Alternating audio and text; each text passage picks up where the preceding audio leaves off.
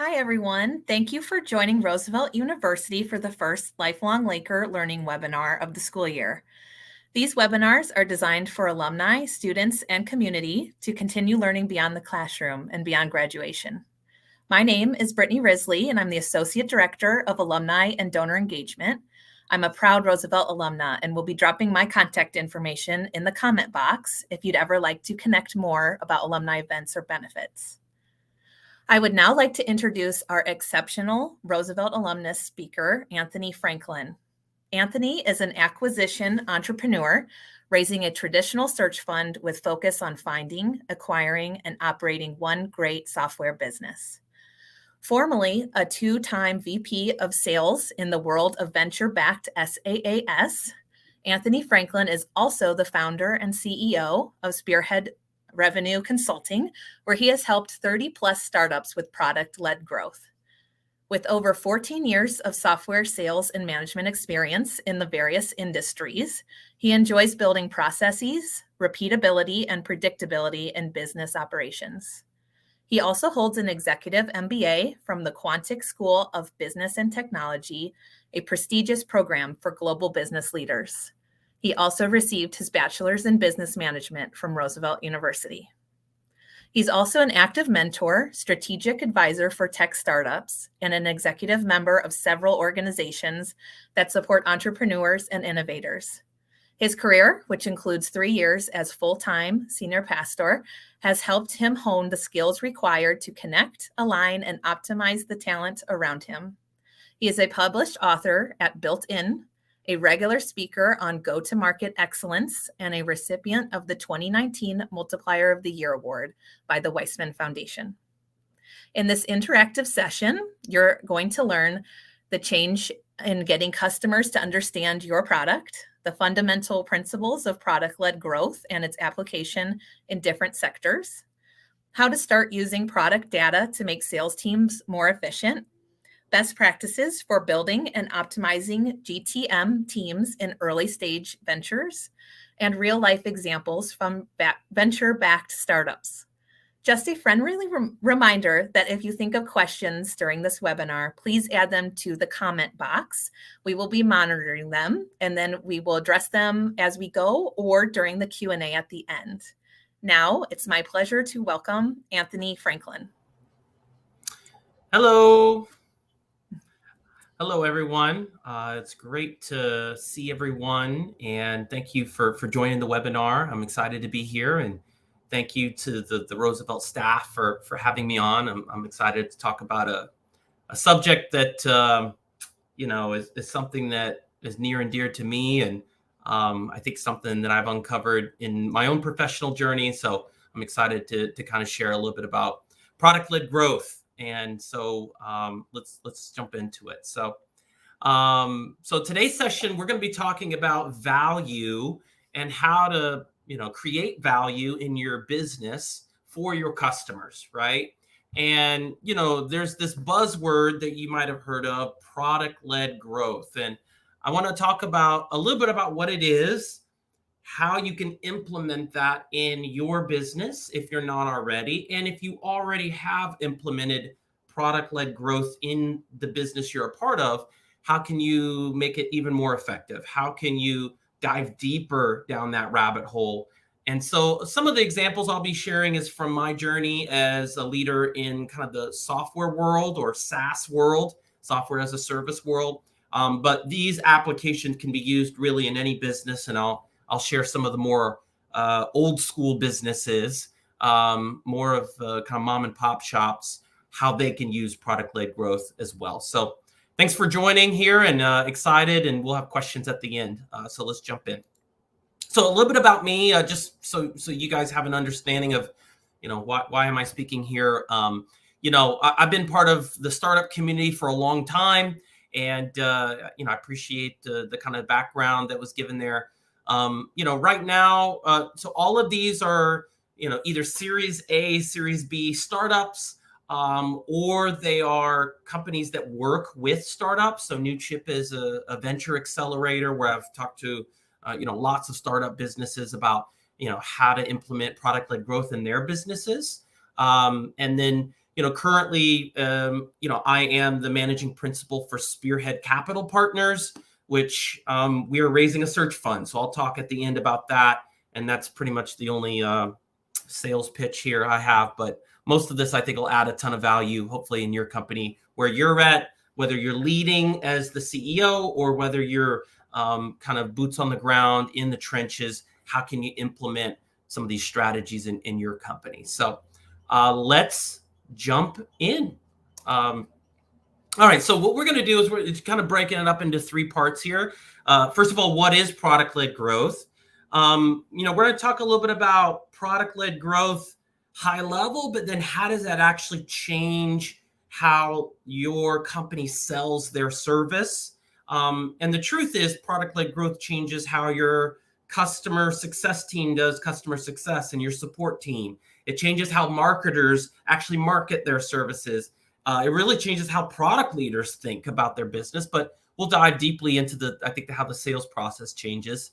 And then, we'll talk a little bit about what needs to change in your personal organization in order to sort of implement some of these things in your organization. So first off, what is product-led growth? And please put any questions you have in the chat, because I do want to make sure we're answering those questions and making this very applicable to your business. So I think the best definition I've heard on product-led growth is from the CEO of Clipfolio.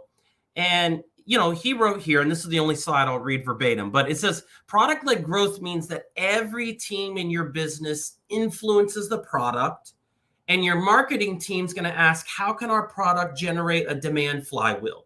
Your sales team's going to ask, how can we use the product to qualify prospects for us? Your customer success team's going to ask, how can we create a product that helps customers become successful beyond our dreams? And by having every team focused on the product, you create a culture that is built around enduring customer value, right? And there's some assumptions in this quote, right, that we're going to jump into that I think are really important to understand why this is a buzzword and why it's so important that you move forward in implementing product-led growth. Of course, there is a ton of companies with massive, market capitalization that are primarily product-led companies. And when I say product-led, what I mean are the ones on this list are primarily using a freemium product or a free trial. So they're letting people try their product for free, right? And you could see that, maybe a very popular one is Zoom. So you don't have to pay for Zoom to use it, though they have that 30-minute limit, right? But they're letting you experience value first, and then that becomes really their sales team in a lot of ways. So we'll talk about that here in a little bit. But this graph was actually taken a year ago. I think all companies have taken a hit, but some of the most highly valued companies in the world are using product-led growth. And we're going to talk about how you can do that in your business as well. So this is by OpenView, and there's been a lot of research done on product-led growth companies. And I think it really boils down to these 3 pillars, if you will, of what product-led growth is. So product-led growth is all about designing for the end user, right? So the idea here is you're listening to your users, you're building this culture where you're improving continually based upon what you're hearing from your customer, and you're personalizing. Again, the product's not just this stale thing. Everybody gets the same message. You're really thinking about how can we make this product the most valuable it can be for our customers before maybe we've even talked to them, right? And that leads into the second pillar, which is you deliver value before you capture value, right? And this is a different premise. Now, I want to kind of rewind here a little bit. This is a different premise than maybe what many of us grew up with. Many of us grew up with salespeople that came to us, and still companies do this today, where they're persuading you of the value, and then you have to extract value. You have to pay that company, and then the company will deliver you the value. Put down your, check, sign the paperwork, pay us, and then we'll deliver value based on the salesperson's promise. Okay. This is very different. What you're doing is you're delivering value before you capture value. In other words, we're giving you something before you've given us anything so that you can experience value. And that's going to be more likely to persuade you to actually give us monetary value, right? Capture value, right? And the idea here is you're putting the product first, right? In that process, you're delivering that value very, very quickly, right? You are helping people with your customer success team well before sales even gets involved. Often these are software companies. So a software company will try it for free. You'll experience the value. Maybe you'll have some questions, so you'll reach out to the support team online. And this is all before you've even touched the sales team of that company. It's a really fundamentally different way to go to market with your, with your product, right? And then the last pillar, want to talk about here is in investing in kind of product, but with a go-to-market intent, right? So what does that mean, right? The idea here is that when a salesperson goes out, let's say I'm Bob, the salesperson, and I go out and I sell and I'm trying to persuade people to buy my product or sign a contract or use our service, right? That process, I can get some quantitative metrics from it, but not many, because it's a lot of conversations. It's a lot of, qualitative data I'm getting from that customer interaction, right? How did I feel that they liked my pitch? Did they say they had this problem? A lot of things that are very, it's kind of in the eye of the beholder of the salesperson. This is very different when you go into the product-led world, because the idea here is we have real data based upon how new prospects have actually tried our product. So it becomes much less that's qualitative and much more quantitative. I know how many times you've logged in, how much time you've spent using XYZ features. I know how many friends you invited to the platform. Again, before we even have billed you or asked for money, right? We have a lot of data. And the idea here is that data can be used to help grow your company, right? Again, versus the salesperson going out and getting some sort of qualitative data, you now have this kind of data that can really be implemented. How can we get our users to use this feature more? How can we deliver value even quicker, right? Can we move it up where they get the aha moment? Wow, this really does do my taxes. This really does, fill in the blank, whatever the job to be done is. Wow, that really is happening fast, right? And so the growth team can go back and they can think, is it easier to log into our product? How can we make it faster that they already have the data, that they need to make our product successful, right? They're thinking about that. They're doing tests and helping the product get better and better, going back to designing for the end user. So super important that this is, again, fundamentally different than how many companies have gone to market, in the past. And you'll see this when you see publicly traded stock, right? You'll see a number of companies that are still running the sales and marketing growth engine. And then you'll see other companies that are sort of capturing value through a product-led growth engine, right? Very different. So again, we're going high level. We're diving deep into some of these things. So I'm sure there's questions. Please put those questions in the comments. Would love to answer any of those for anybody listening here. So let's move on. So I want to tell a story here a little bit. So you guys probably could tell this is a Macy's, and this is a perfume department. And this was the most dreaded department ever when I was growing up. And the reason for that is every time I went into Macy's with my mom, you know, we would be approached by these perfume fragrance folks.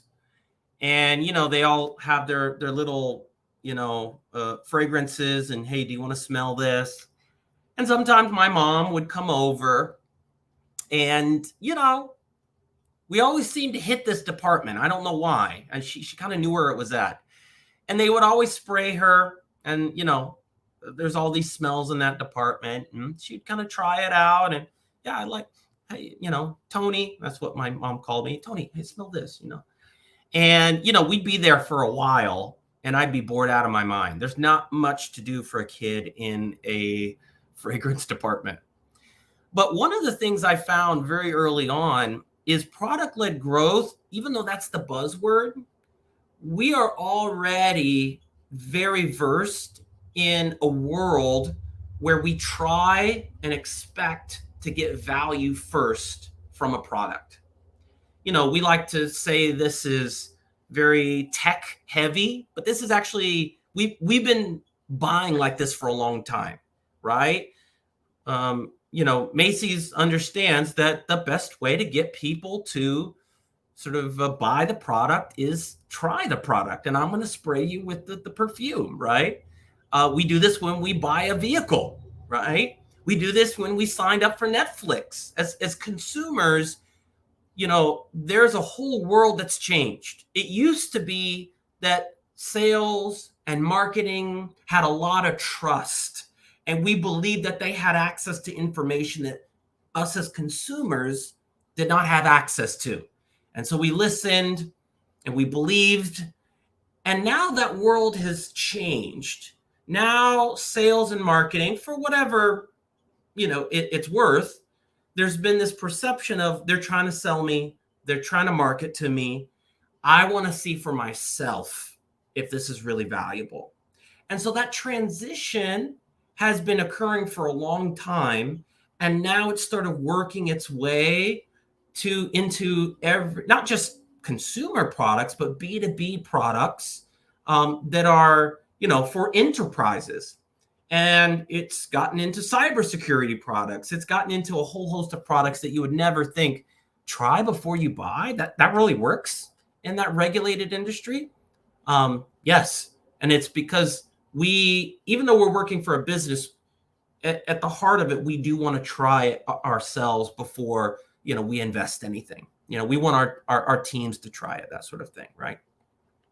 Yeah, Costco samples are, a perfect example of this, Barbara. Yeah, absolutely. And I am a Costco member, and my kids absolutely love the samples. And we have bought some of the things that we've tasted at Costco. So it's a great example. So going forward here, it's important to know that not every company, it's not like you're product led or you're not, right? There's kind of this spectrum, and some companies are able to be more product led than others. Okay.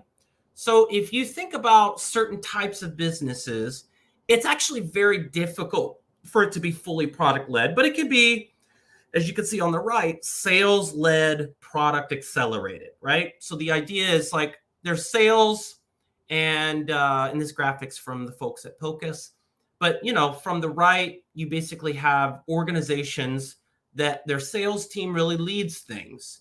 And if you think about some of the sort of AI products there that are making use of your company's data, that's not something that most folks are going to sign up for free online, right?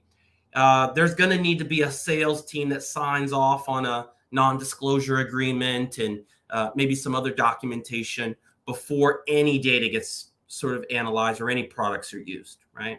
So there are still some there's some businesses out there that are resistant to this, okay? But for the most part, most businesses fall into hybrid product-led sales or pure play product-led growth, right? And what's the difference, right? Well, you can see here, think of the sales team and how they interact with folks that come in, right?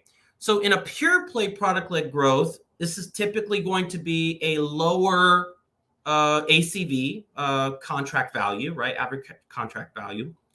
And the idea here is that it's self-serve, right? So they can come in, they can put a credit card down, we've got enough money to pay on this.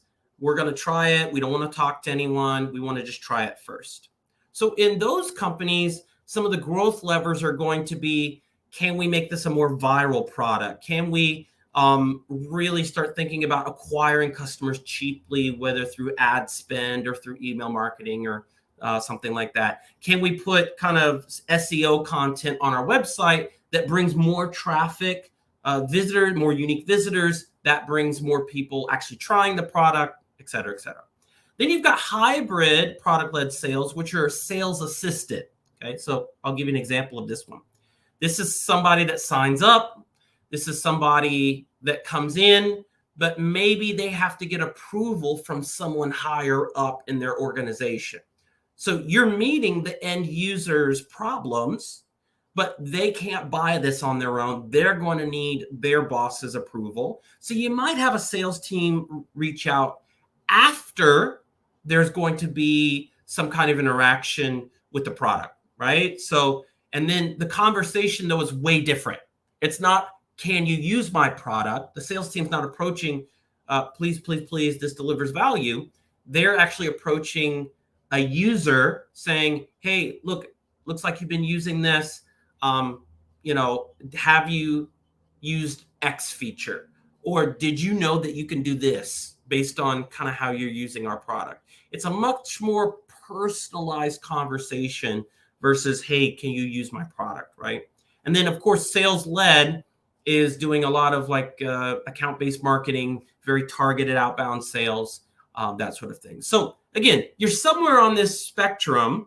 All of these can be product led in some ways, but what I would say kind of the pure play product led growth is on the left. And, if we're talking about, I don't know, between 20K and 50K kind of contract value, I've seen a lot of those companies be successful with like a hybrid model. So, okay, let's go to the next slide. So, let me try to move through this part pretty quickly. So the idea is it's all about perceived value versus experienced value, right? So when people come to a website, they perceive value from your website, right? You made some promises. You said captioning was 95% accurate. You said you would be able to double, the amount of demos booked, right? And it could be anything from entertainment promises to productivity promises. And so what happens though is once they get into the product, there's an experienced value. So now they're not depending on your website or salesperson. Now they're actually experiencing the value and they're going to know whether it's true or not, your promise. And this is fundamental to how people think. And so what product-led growth does is you can promise value. They can perceive that it's going to be that. They can try it. And then right after they can see it, have I actually experienced that value? Or is this difficult to use, clunky, kind of weird, doesn't really make sense, doesn't really walk me through how to use it, right? And so this slide here kind of gives you an understanding of, how this all will work, right? It'll give you an experience of, what could be wrong in the business, right? So, if there's kind of low perceived value, so I don't really see much value from the website, it wouldn't be that much. But then you have low experienced value, you're just you're going to have an unsuccessful user and you're not going to have many people come, right? This is like the worst of the worst. Sometimes you have a low perceived value, but you have a high experience value, right? And this is important because you're actually delivering a lot of value, but your website's not really doing justice and your ad spend's not really doing justice, and people don't perceive it. So you actually have lower acquisition of users, right? So you want to change the marketing. High perceived value means you made a big promise. They think this is going to be really valuable. But then if it's low experience value, the idea here is that you lied to me. You said that it would do this, but it didn't. So I'm not going to use your product anymore. And you'll have a lot of churn in your product, right? People will stop using it after a day, a couple of days, a week, right? It just drops off really dramatically, right? And then high perceived value and high experience value, that's great. That's what we all want. We want user success, right? And so it's really important that we kind of look at our products and the things that we provide. Are we making promises that we can actually back up? And the data tells us whether that's the case or not. All right, so I want to talk about why this is a fundamental shift, and then we'll talk about one more thing. And I think I'll open up for questions. So please, again, put the questions in the chat. Would love to answer some of those questions and make sure this webinar is valuable to you, right? So this is a massive shift, okay? So I want to explain this a little bit, okay? So before product-led growth, I think it's really important that we understand kind of what happened. So before product-led growth really became a little bit more popular, I don't think it's the predominant way people work.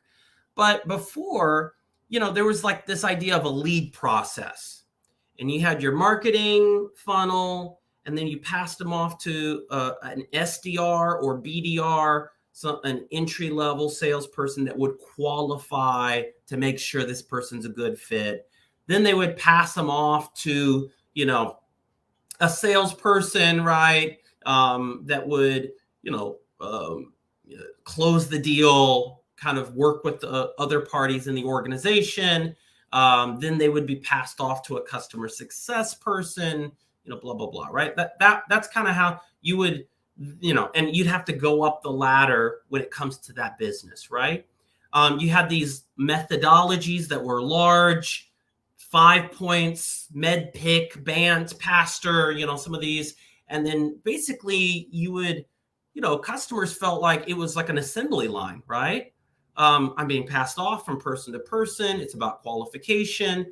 Customers were not using the product during this time, so you would sell them kind of the service. Most of your customers would come from poorly lit events in real life, carpeted convention centers. You'd have to put down this large initial purchase, right? Product-led growth has changed quite a bit about that, right? Now, product-defined usage is going to help you qualify. The idea here is I don't need to have a conversation with you to know if you're qualified. If I already have your email address, I already know you work at X company, and I already know that you have used the product X amount of hours, machine learning can tell me if you have a high propensity to buy or not, right?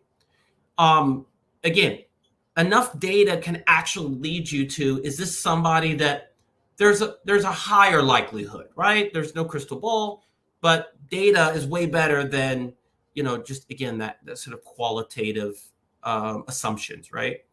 Then someone becomes a product qualified lead, right? Then it helps you understand, hey, we are either not solving our customers' problems the way we think we are. And that's what happens in startups a lot of times. We think we're doing a better job than we're actually doing. So we got to improve our product, or we need to fire the customer. Hey, this is not someone that's good for us. Yeah, you use the product, but we're not solving the problems that our best customers we actually solve. So yeah, you can use it, but we're not going to invest resources in those kinds of prospects. And then the idea is you get events from your product data. So instead of going to an event, we're getting all of these events from our product data, and use the word events in quotes here because the event here has logged in 5 times in the last week, right? Okay, this is one of our best users, right? That's much more beneficial than, hey, they attended this conference. And again, it's a smaller initial purchase, but often it'll grow much faster over time because they're seeing the value in their organization. They weren't persuaded by a salesperson to buy a big ticket item and then they churn later, right? Or they sort of downgrade later. So traditional sales method, this is how it often looked. You had a lead, you had a marketing qualified lead. Often that came from ads or some kind of inbound interest, right? Then that became a SQL, sales qualified lead, because they talked to a entry-level salesperson that qualified them as, okay, they're okay. Then this becomes an opportunity, and then it becomes revenue, right? The product qualified leads work differently. So the idea is they're a lead, and we can get leads from anywhere. I can scrape a website, I can buy leads, I could buy a Zoom info that already gives me phone numbers, and we could use other products that are sort of out there, Seamless, those sorts of products. But then we get them to try the product, and then they become either a product qualified lead or not. And what does that mean?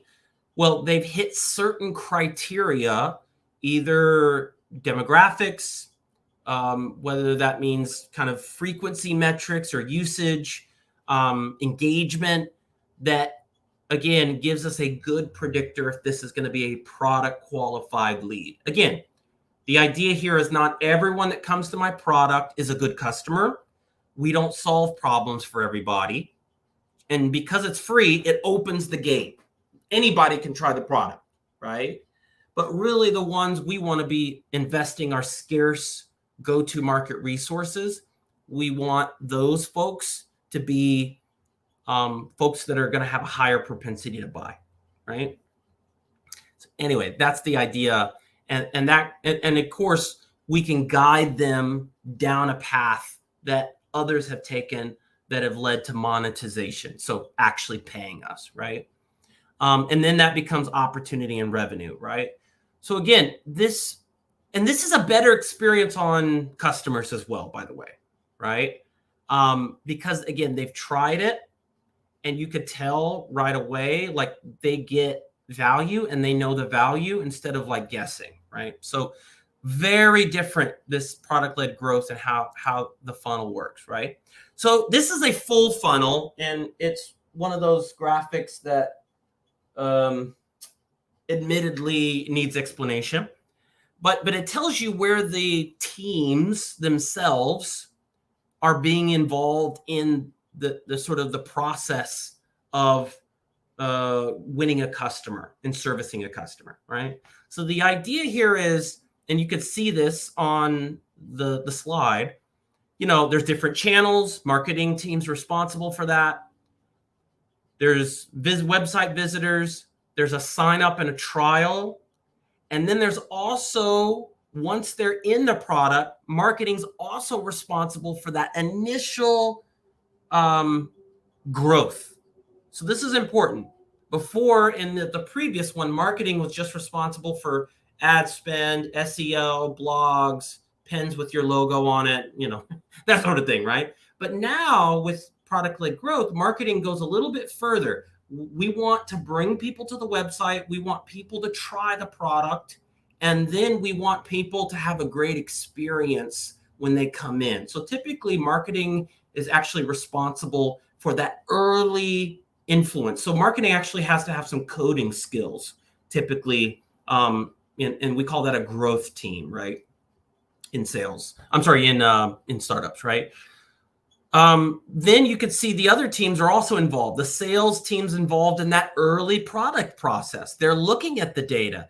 They're something to signal when they should reach out. The product team's involved in the whole process because they're meticulous about, can we acquire customers? Can we activate those customers so they're actually using us, right? Can we actually retain those customers? Not just for a day or two, but they really are getting value over a longer period.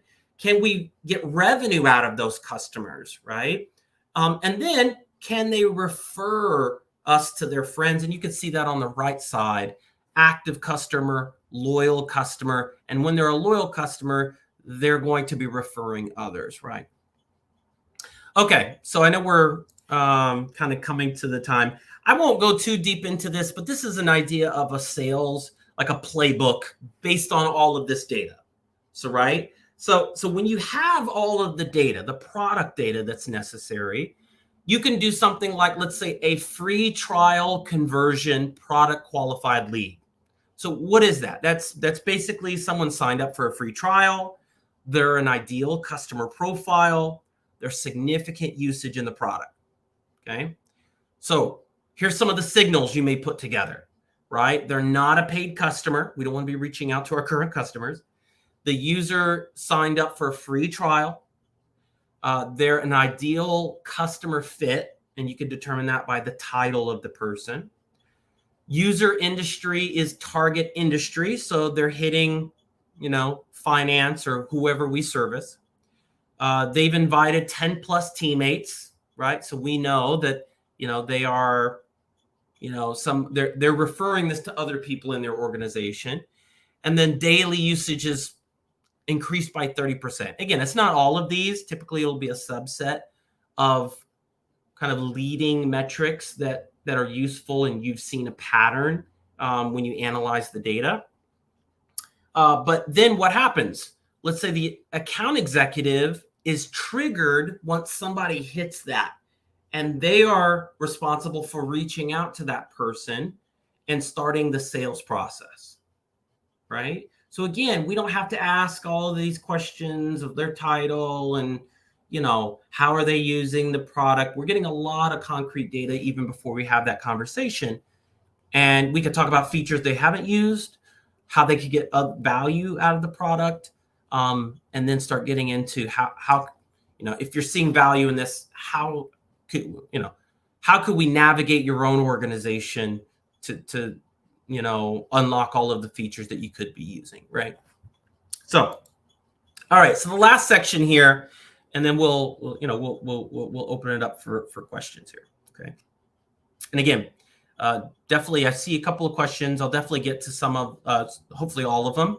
We'll have maybe 15 minutes to go through some of these questions, but please put those questions in the chat.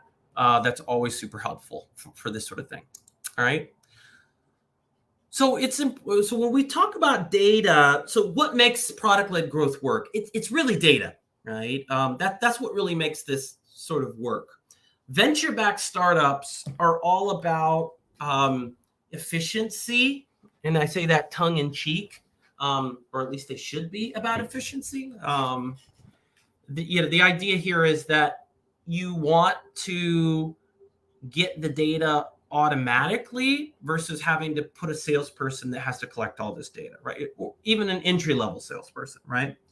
And the idea here is you could have someone using your product, but they're a 17-year-old using the tool for a school project, right? So when you open up the funnel for free, then a lot of people come in, and you have to do a lot of just-in-time analysis to make sure that this is a product qualified lead. This is somebody that's worth our time reaching out to, right? By the way, when you do this, you reach out to a usually smaller amount of people, right? So it's not an outbound team that's calling anyone that's alive in that industry. It's a smaller outreach to these folks, but you're able to be much more personalized because we already have quite a bit of data on them, right? So we're not just sending kind of messages that are throwing spaghetti on the wall and seeing what sticks. We're actually sending very personalized messages. So an example of that is that playbook I showed earlier. Maybe the account executive always has a specific email that has some of that data in there, and then they could personalize it based upon some of this data. But the idea here is PQLs are, based on a combination of buying intent data. Have they gone to your pricing page, right? Have they reached out or clicked on something in your marketing emails before, right? Or your onboarding sort of emails if they've signed up for the product. Firmographic data, right? And you can get this from tons of sources online automatically and just have it piped into your CRM. Company size, employee title, that sort of thing. And then product usage data, right? So, the idea here, it could be anything, number of times logged in, number of hours used, blah, blah, blah, right?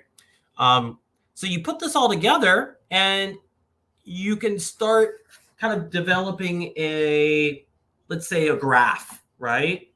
And again, this takes some experimentation. Early days, you'll try to reach out to everyone because you don't have enough people in your funnel. Later on in your business, and for most mature businesses, they'll have too many and they'll need to be much more specific about and pointed about who they're reaching out to because, again, the funnel's much bigger, right? Because it's free and anybody can try it. But the idea is here on the left axis, you have an engagement score, right? So how engaged is this user? And on the bottom, you have a company and customer fit score, right? Is this the right title? Is this the right company? And then this gives you kind of a matrix of how to reach out, right? So, of course, if they're very engaged and they're the right customer and company fit, let's reach out to them, right?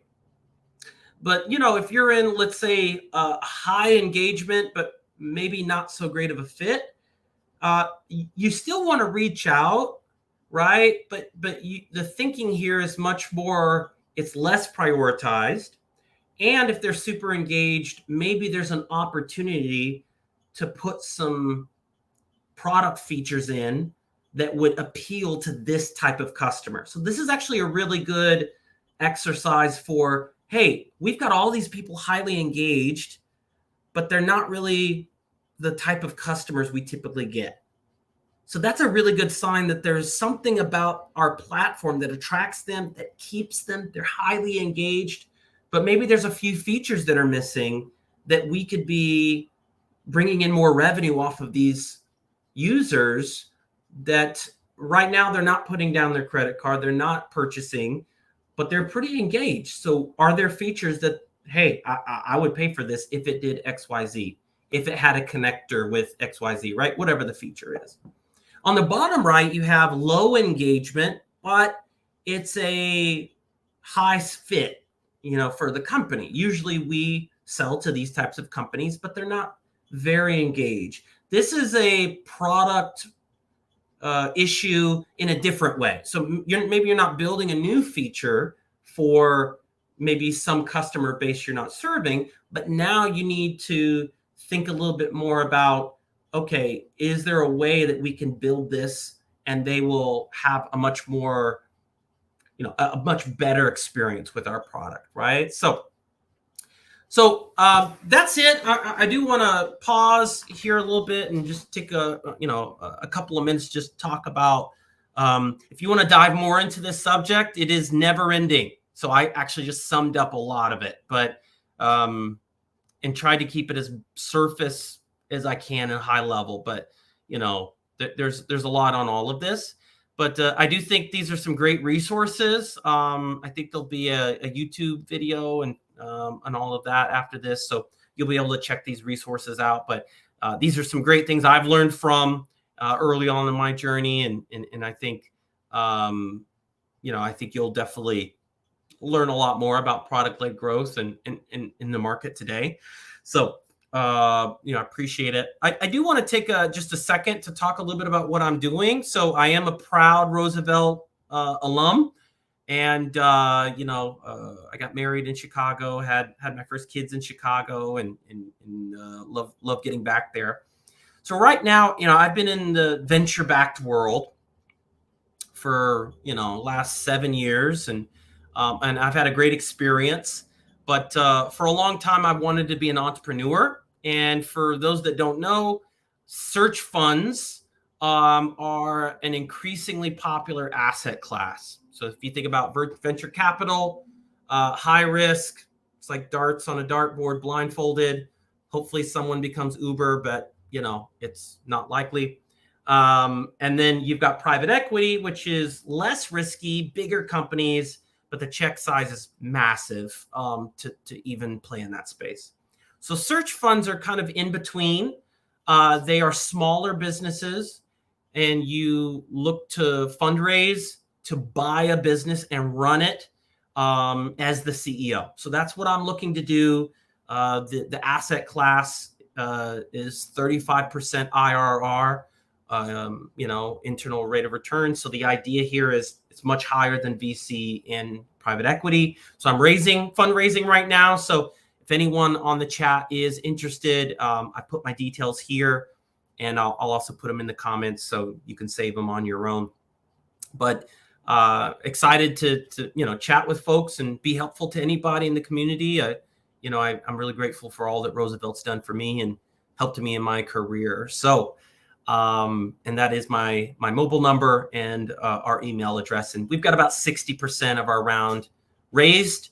And so happy to talk with anybody about search funds. We're looking to acquire a B2B SaaS business. So anyway, there's my spiel. I just want to put that at the end. But yeah, let's get into a bit of a discussion, and happy to go through some of the questions. Thank you so much, Anthony. I learned so much that I did not know before we started this webinar. I particularly loved your reference to the Macy's fragrance counter, because who hasn't been there at some point in their life, walking through, getting sprayed, and it's totally product-led growth. So thank you. Mm-hmm. I wanted to open up the floor now to the Q&A, because we did get some really great questions in our comment box. We have one from Charisse Johnson. She wrote, I'd be curious to know what suggestions you have for trying out smaller product-led growth tactics at a company where executives are very protective of the brand and don't want to open up too much of the platform for fear of competitors getting too much information. It's a great question.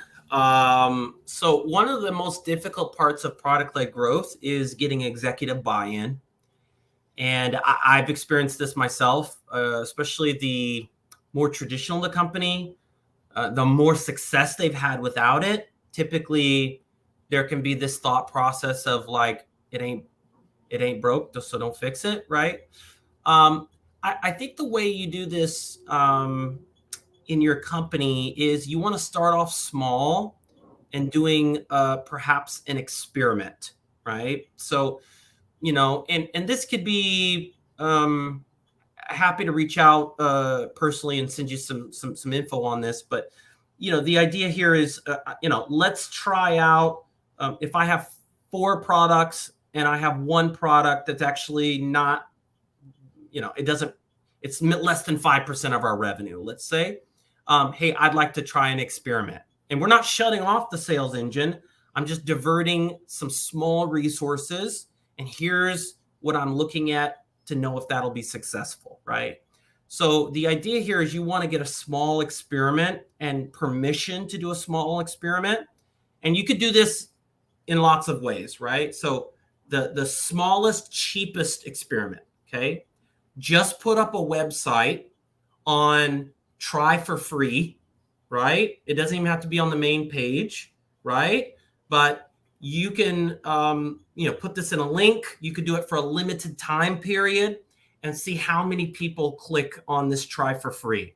And it may lead to nowhere, right? Which is kind of a bad user experience, but whatever, right? It's not going to be that many people, but the amount of people that'll click on that will verify, like, this many people would try our product for free and get some value from it.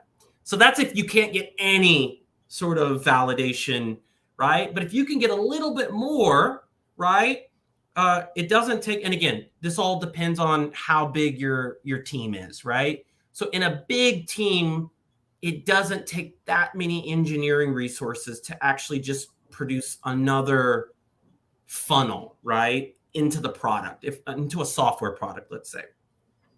Um, if you have a physical product, right, and sort of a try before you buy, that one's a little bit more difficult, but can still be done. But you want to try with a small experiment, validate, share the data, and say, guys, here's what why I see this working for our business.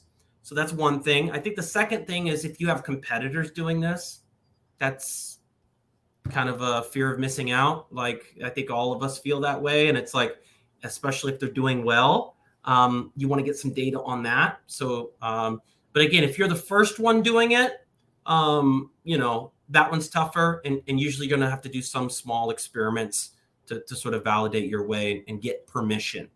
And again, product-led growth is very cross-functional, okay? So it's actually very difficult if I'm in marketing to just get approval. Like, I need to get the buy-in of sales, right? I need to get the buy-in of customer success. I need to get the buy-in of product. Product folks typically love this stuff. It's the other folks that you're going to have to win them. I can tell you as a salesperson that's been the first sales hire in many companies, product-led growth is awesome, right? Because you're getting so much more data that you can actually personalize a lot of these conversations. So hopefully that's helpful. Happy to connect offline and, maybe provide some more details. All right. Thank you. Looks like we have time for one or two more questions. I'll move up from Jared Fritz-McCarty asked, how can customers use knowledge of product-led growth to their advantage when building relationships with vendors and businesses? Great question, Jared. Phenomenal, right? And I love this question because product-led growth is probably one of the easiest ways to arbitrage opportunities, right? So the idea here is you want to, a lot of companies don't have product-led growth funnels, right? And those are typical. So I'll give you an example. I worked for a company that worked in a space for events, right? Catering, think about weddings. They need caterers, florists, and business that are related to that. But we had this flower company that was very old school. If I said their name, everyone would know the name. And but they did not have a product-led growth engine. I mean, this was, this company been around for a long time. So when we had an opportunity to reach out to this vendor, right, that was in the space, but just wanted access to sort of our customer base or an offering to our customers, it's actually pretty easy to do if I have a product-led growth engine. Because what I can do is I can just give them certain kind of UTM parameters, a link, and then I know when someone's come and started our product for free, I know that they came originally from this channel partner. And you can actually sort of, let's say, build a referral engine of, if business comes from this website and it comes to our product and they close, we can actually compensate you for that referral. Maybe it's 5% of the business, right, that we'll give you for that referral, right, for the first year of business. And that could be pretty lucrative for larger partners that are looking for an additional revenue stream. And again, this is no sweat for them. It's a bit of work, but they're having access to all your customers. This is no brainer for them. And most of the time it's no brainer for you too. 5%, and we didn't have to sell them at all. They just forwarded them to us. This is great, right? So the best companies take advantage of these. And I think channel partners is one way. I think another one is a lot of product-led growth companies use a network of consultants around their product, right? So let's say, let me try to give an example here. Let's say there's a no-code platform or low-code platform, Bubble, right? So, they know that they have this offering for their customers, basically a low-code platform. But the idea here is that we know other consultants, we know some people are not going to spend all the time to build on our platform. So we can get other consultants to build on our platform. And then, we can refer business, and we'll eventually get the business because they'll use our platform to build. But we can refer to the customers. I'm sorry, the consultants, right? So that's another way you can use product-led growth is, again, it's the same sort of channel partnership. So there are ways, those are some off the top of my head. I would have to know more about kind of the particular business maybe that you're in or that you're thinking of, but there's definitely ways. Product-led growth allows you to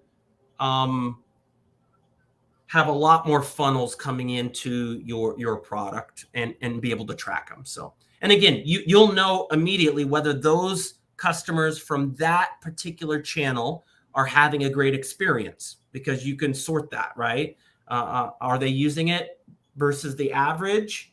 Are they using it more? Are they using it less? Right. So, and you could share that data with the vendors, and that could be very useful. Again, if there's a large number that's statistically significant enough. So Great. Do you think we have time for one more? Yeah, sure. Okay. The last question we have is from James Risley.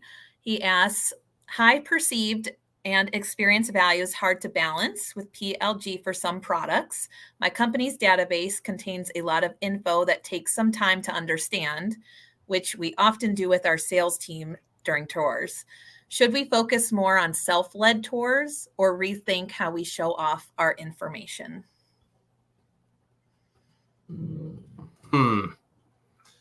We reread the question again. My company database contains a lot of info.